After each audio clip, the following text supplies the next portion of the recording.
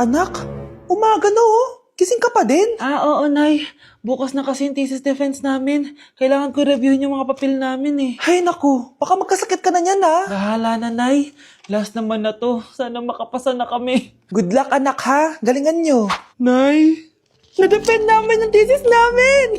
Wow, congrats anak! Ibig sabihin, Oo, Nay. Gagraduate na ako.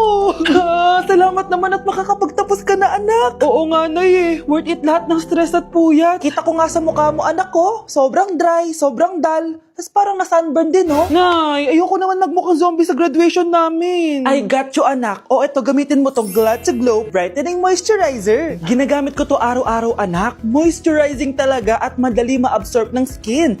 Take note, suitable to for all skin types. Grabe na yun, nag-brighten talaga yung skin ko.